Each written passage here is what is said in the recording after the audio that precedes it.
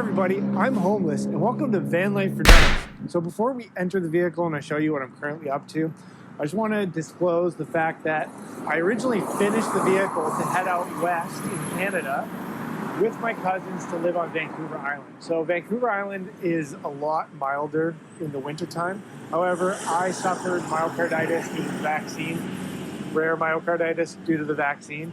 And my plans have sort of changed. So I'm going to be in Ontario over the winter where temperatures actually go to sub-zero temperatures at negative 40 degrees Celsius sometimes, where on Vancouver Island, they tend to never go below zero and it's pretty mild in the winter. So what I ended up doing is I did a post-completed project reno on insulating all of the windows and installing a cubic mini fireplace keep me warm this winter. So let's head on in and I'll show you what I've been up to. So yeah, if you like film the door, I'll open it up. Door opening. Yeah, so if you wanna go right in front of the door, it'll just open, yeah.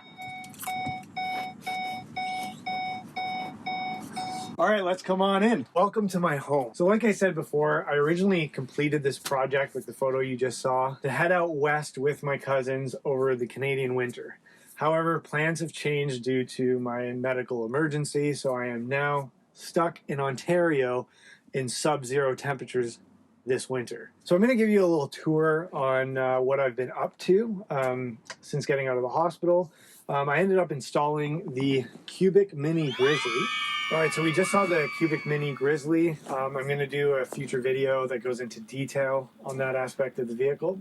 But what I ended up doing after the fact to survive these sub-zero Canadian winters is I ended up putting in insulation. Yeah.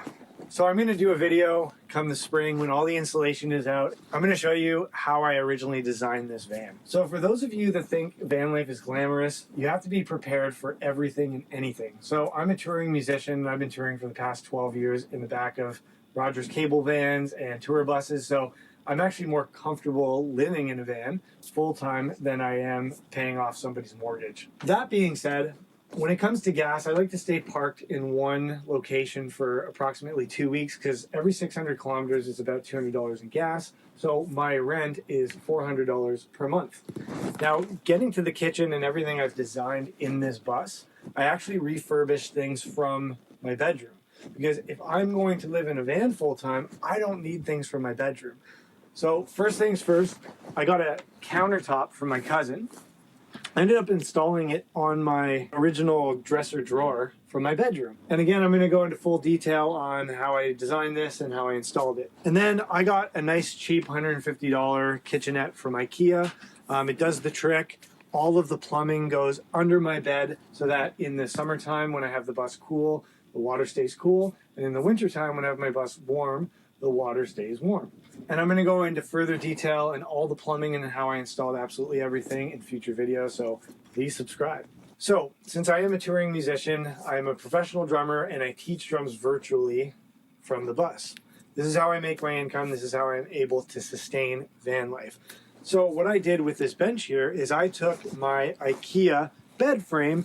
I don't need my bedroom, but I need a bench that holds my drums. So I ended up chopping it up, put it together to make this bench with hinges, folds out into a second bed, and inside holds my drums. So surprisingly, I took my mattress from my room and scrap pieces of wood I was using in constructing the van. I built the bed frame, plywood lifts up so I can access the plumbing, and I have my handy dandy mattress from my bedroom in my new bedroom. So for this winter, I ended up making frames with rock solid insulation inside. So I have a little bed frame back here, keep me warm, and I've insulated the back window. So this all looks a lot neater when this insulation isn't in here. However, it's not about looking good right now, it's about survival. And actually back here, I have an outdoor shower. So these paratransport bus doors open and I have an outdoor shower. So again, I'm gonna be creating a more in-depth video on my outdoor shower and all the plumbing once the springtime comes. So if you'd like to see more future content,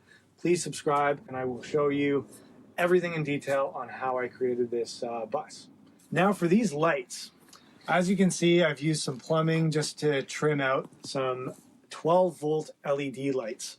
I just bought this handy dandy inverter to hook up to my battery. So the battery is being charged by the alternator, which is sending 12 volt to these lights.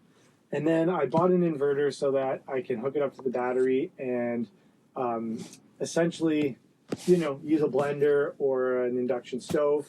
This coming spring, I'm going to be installing some solar panels as well. So my batteries are going to be constantly charged, and I drive quite a bit every day, or at least turn on the ignition to get the battery going. And I can use this handy dandy inverter. And I'll use this handy dandy inverter to invert the 12 volt to 110 household power. So that being said, I'm going to be installing in a future video the inverter as well as an outlet in the kitchen. So stay tuned for that video. So right now I have a mess of things because I am still preparing this to survive this winter. Up here I have my handy dandy luggable loo.